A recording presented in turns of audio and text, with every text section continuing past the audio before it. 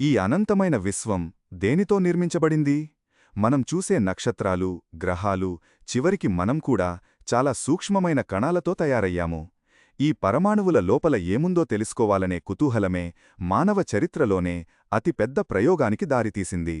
అదే large హ్యాడ్రాన్ collider, లేదా సంక్షిప్తంగా ఎల్హెచ్సి.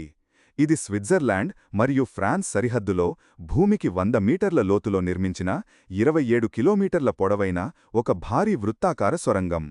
ఇది కేవలం ఒక యంత్రం మాత్రమే కాదు, ఇది ప్రపంచంలోనే అతిపెద్ద, అత్యంత శక్తివంతమైన పార్టికల్ యాక్సిలరేటర్. దీని లోపల కంటికి కనిపించని ప్రోటాన్లు కాంతి వేగంతో ప్రయాణిస్తాయి. ఈ పైపుల లోపల 2 ప్రోటాన్ కిరణాలు వ్యతిరేక దిశల్లో ప్రయాణిస్తాయి. ఇవి సెకనుకు 11,000 సార్లు ఈ 27 కిలోమీటర్ల వృత్తాన్ని చుట్టివస్తాయి. అంటే ఇవి దాదాపుగా కాంతి వేగంతో సమానంగా ప్రయాణిస్తాయి. ప్రోటాన్లను అంత వేగంగా తిప్పడానికి శక్తివంతమైన అయస్కాంతాలు అవసరం.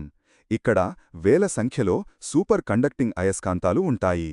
ఇవి అంతరిక్షం కంటే చల్లగా -271 డిగ్రీల సెల్సియస్ వద్ద పనిచేస్తాయి.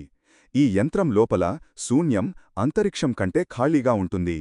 ఎందుకంటే ప్రోటాన్లు ఇతర వాయువులతో ఢీకొనకుండా చాలా స్పష్టమైన మార్గంలో వెళ్ళాలి. అసలు మ్యాజిక్ ఇక్కడే జరుగుతుంది. అత్యంత వేగంగా వెళుతున్న ఈ 2 కిరణాలు ఎదురెదురుగా ఢీకొంటాయి. ఈ ఘర్షణ వల్ల విశ్వం పుట్టిన తొలి క్షణాల్లో ఉన్నటువంటి అపారమైన శక్తి విడుదలవుతుంది.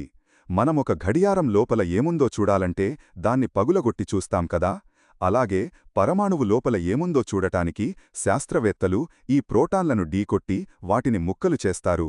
ఈ ఘర్షణలను రికార్డు చేయడానికి డిటెక్టర్లు అనే భారీ యంత్రాలు ఉన్నాయి.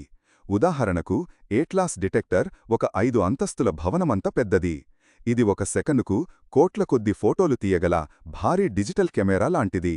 ఈ ప్రయోగాలు అపారమైన డేటాను సృష్టిస్తాయి. ఏటా దాదాపు 30 పెటాబైట్ల డేటా ఉత్పత్తి అవుతుంది. ప్రపంచవ్యాప్తంగా ఉన్న వేలమంది శాస్త్రవేత్తలు సూపర్ కంప్యూటర్ల సహాయంతో ఈ డేటాను విశ్లేషిస్తారు.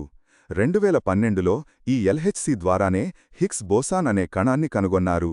దీనిని గాడ్ పార్టికల్ అని కూడా పిలుస్తారు. విశ్వంలోని వస్తువులకు ద్రవ్యరాశి లేదా బరువు ఎలా వస్తుందో ఇది వివరిస్తుంది.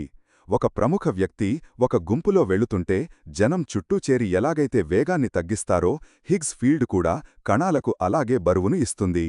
ఇది లేకపోతే విశ్వంలో ఏదీ ఉనికిలో ఉండేది కాదు. కాని ఎల్హెచ్సి ప్రయాణం ఇంకా ముగియలేదు. మనం చూసే పదార్థం విశ్వంలో కేవలం 5% మాత్రమే.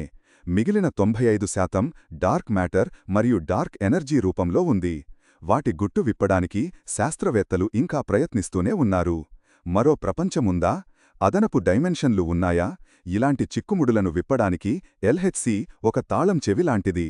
ప్రకృతి రహస్యాలను ఛేదించే దిశగా ఇది మనల్ని ముందుకు నడిపిస్తోంది. లార్జ్ హ్యాడ్రాన్ కొలైడర్ అనేది కేవలం విజ్ఞాన శాస్త్రం మాత్రమే కాదు. ఇది మానవ మేధస్సుకు మరియు మన మూలాలను వెతుకుతున్న మన నిరంతర అన్వేషణకు ఒక నిదర్శనం. విశ్వం గురించి తెలుసుకోవడానికి ఇంకా ఎంతో ఉంది.